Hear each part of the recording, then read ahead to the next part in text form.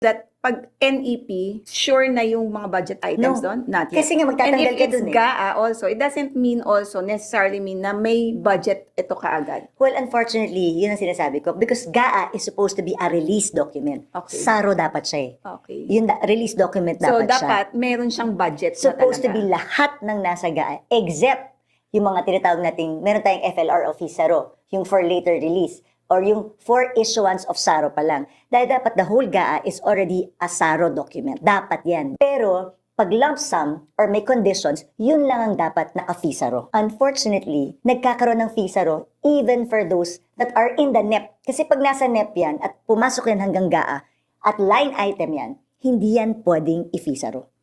Ulitin natin, ano ang SARO at FISARO?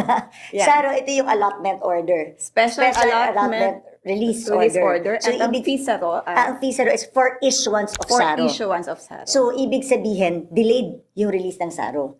Pero on two conditions lang yun, Ann. At yun ang paulit-ulit naming sinasabi. You can only make a FISARO for lump sum appropriations within the GAA and those with specific conditions at na sinasabi na, ito, bago mo i-release ito.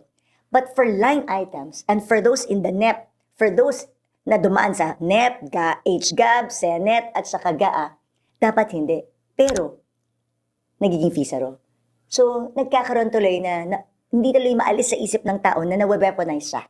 Like for example, ako, noong 2025, naka-FLR pa rin hanggang ngayon, or ang for later release and FISARO are the same. Hanggang ngayon naka-FLR. And I think it's because we voted no to the impeachment.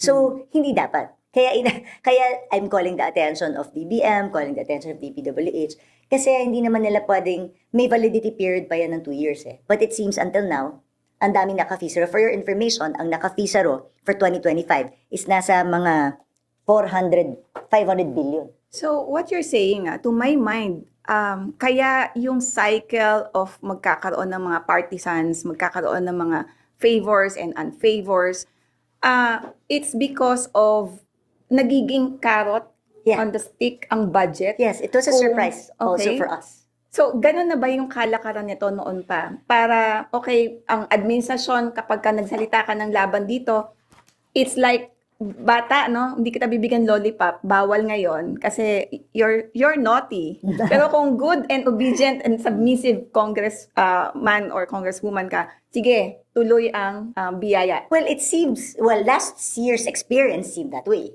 Because it happened to us. And it happened to a lot of us. This year, tingnan natin, kasi like I said, ang naka-FISARO last year was 570 billion.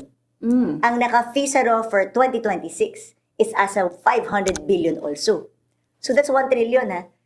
Kaya hindi kumikilos ang ekonomiya ng ating bansa dahil nakaipat yung 1 trillion budget na yun. So the question is why? These are not lump sum appropriations. These do not have conditions. So palagay mo bakit? Hindi ko rin alam. Tingnan natin. Ako, I feel it's being weaponized. I hope not, but I can't be wrong. Pero makikita natin yan sa kung anong mga i-release itong 2026 and if they will release sa 2025.